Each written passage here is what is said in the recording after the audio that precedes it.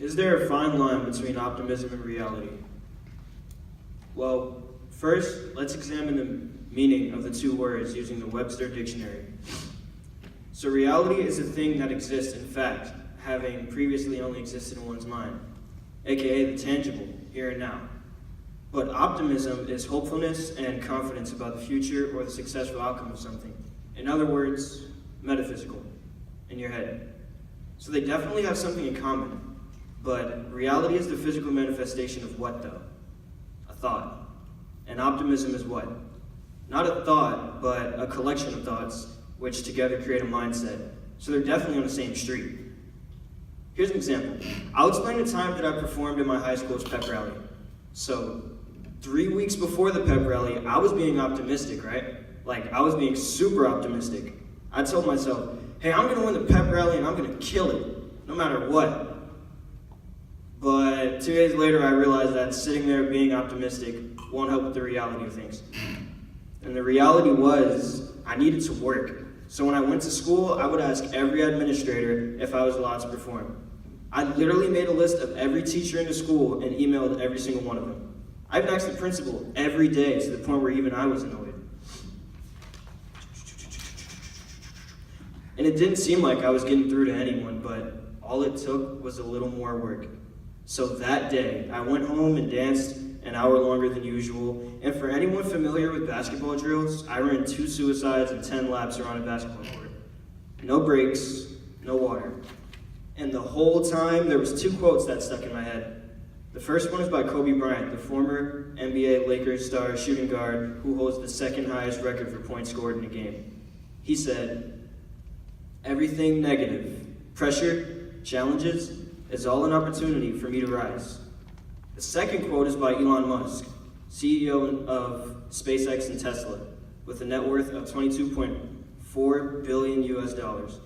He said, "If something is important enough, even if the odds are against you, you should still do it." The next day I returned, the assistant principal had me go to the front office to write down my name on a pink sticky note.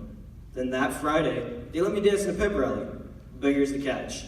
I had to do it with people, and it was a choreography. And I don't normally like dancing with people because I feel like it stifles creativity a bit, because I'm more of a freestyle dancer, and I don't like when people try to put me in a box. But anyways, I only got to dance for 8 seconds, so I didn't get to show the school how I really dance. I just kind of reciprocated the same old moves under pressure. I was going to go out like that. See, you know what? More work.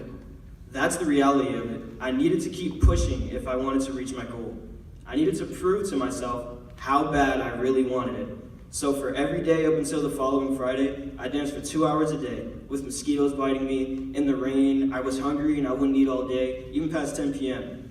Guess what happened 7 days after? I finally performed at the pep rally for my school, all by myself this time.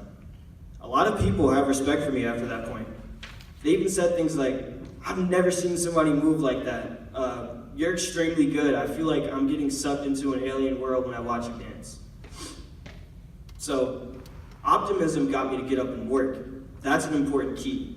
There's a weird separation there that's often hidden by a point of singularity. But reality and optimism coexist. They're like yin and yang. They don't work in the absence of the other. And reality was, my grades were straight A's, which made me more appealing to administrators. I was prepared, so I made the intangible tangible. The Wright brothers didn't get their plane to fly by saying, "One day this plane's gonna magically take off." Magically. No, they got up and they worked. Reality was, I worked hard enough to be prepared for the opportunity. Reality was, I meditated for an hour daily to cleanse myself of self-doubt and to maintain a creative flow state. Reality was, I got second place in a previous talent show, which allowed for people to expect some fire before the pep rally began. Reality was, I made custom clothes, which made me easy to spot among a crowd. And reality was, I wrote down 100 times on paper every day I performed at my school's pep rally. So again, I brought the intangible to the tangible.